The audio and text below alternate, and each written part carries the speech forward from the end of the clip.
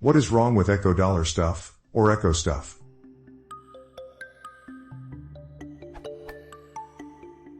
I used one of the following.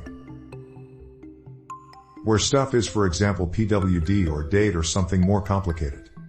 Then I was told this syntax is wrong, bad practice, non-elegant, excessive, redundant, overly complicated, cargo cult programming, noobish, naive, etc. But the command does work, so what exactly is wrong with it?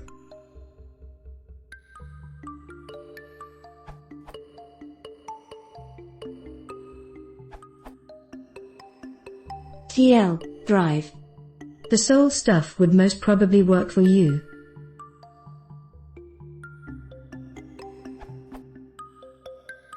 Full answer. What happens? When you run foo dollar stuff, this is what happens.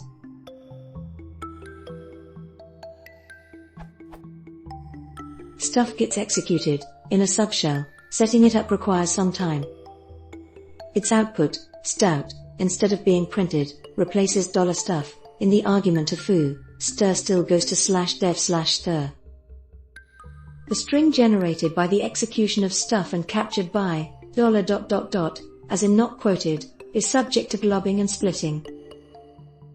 First splitting will split, the string at any of the characters in ifs, by default an LT, space and GT semicolon and LT, tab and GT semicolon and LT, new line and GT.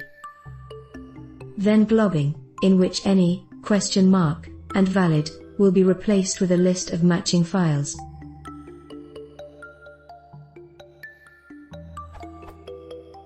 Then foo runs. Its command line arguments obviously depend on what stuff returned.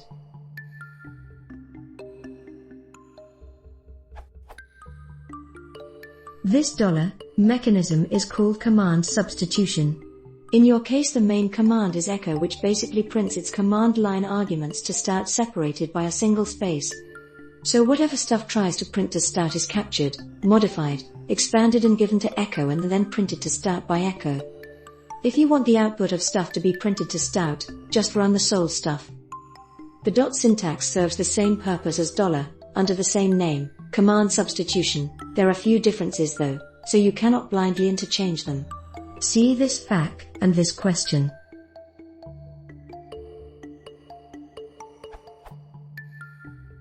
Should I avoid echo $stuff, no matter what? There is a reason you may want to use echo $stuff, if you know what you're doing. For the same reason you should avoid echo $stuff, if you don't really know what you're doing. The point is stuff and echo $stuff are no way equivalent. The latter means calling split plus glob operator on the output of stuff with the default value of $ifs. Double quoting the command substitution prevents this. Single quoting the command substitution makes it no longer be a command substitution. To observe this when it comes to splitting, run these commands.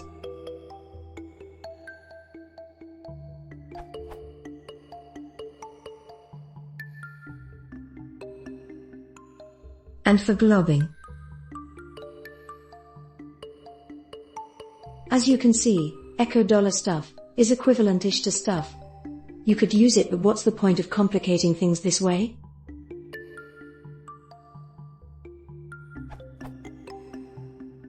On the other hand, if you want the output of stuff to undergo splitting plus globbing, then you may find echo $stuff useful. It has to be your conscious decision though. There are commands generating output that should be evaluated, which include splitting, globbing and more, and run by the shell, so eval $stuff is a possibility. See this answer. I have never seen a command that needs its output to undergo additional splitting plus globbing before being printed. Deliberately using echo $stuff seems very uncommon.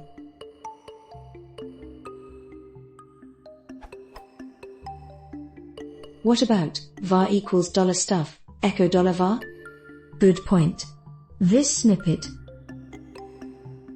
should be equivalent to echo $stuff, equivalent-ish to stuff. If it's the whole code, just run stuff instead. If, however, you need to use the output of stuff more than once, then this approach is usually better than.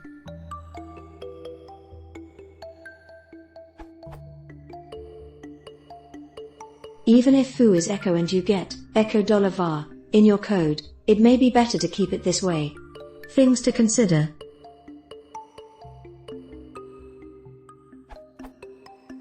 With var equals $stuff, stuff runs once, even if the command is fast, avoiding computing the same output twice is the right thing. Or maybe stuff has effects other than writing to stout, for example creating a temporary file, starting a service, starting a virtual machine, notifying a remote server, so you don't want to run it multiple times. If stuff generates time-depending or somewhat random output, you may get inconsistent results from foo $stuff and bar $stuff. After var equals $stuff, the value of $var is fixed and you can be sure foo $var and bar $var get identical command line argument.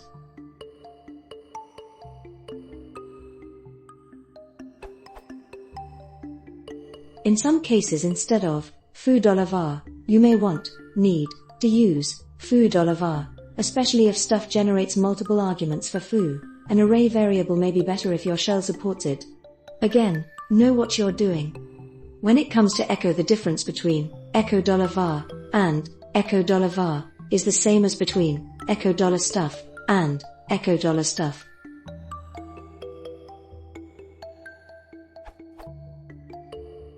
Equivalent-ish? I said, echo $stuff is equivalent-ish to stuff. There are at least two issues that make it not exactly equivalent.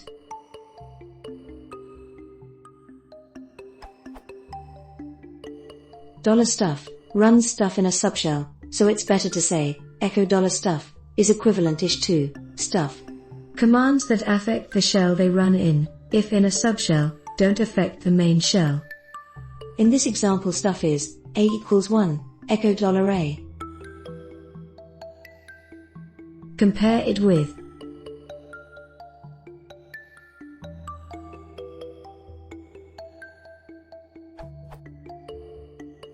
and with. Another example, start with stuff being cd/pwd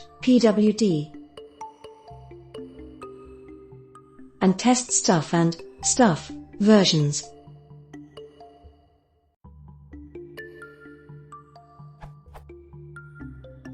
Echo is not a good tool to display uncontrolled data.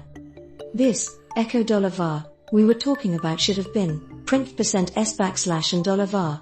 But since the question mentions echo, and since the most probable solution is not to use echo in the first place, I decided not to introduce printf up until now. Stuff or stuff will interleave stout and stir output, while echo $stuff will print all the stir output from stuff, which runs first, and only then the stout output digested by echo, which runs last. $, strips off any trailing new line and then echo adds it back. So, echo $print%sa, xxt, gives different output than print%sa, xxt.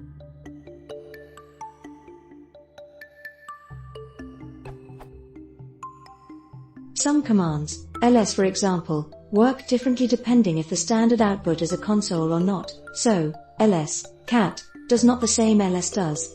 Similarly, echo $ls will work differently than ls. Putting ls aside, in a general case if you have to force this other behavior then, stuff, cat, is better than echo $stuff, or echo $stuff, because it doesn't trigger all the other issues mentioned here. Possibly different exit status, mentioned for completeness of this wiki answer. For details see another answer that deserves credit.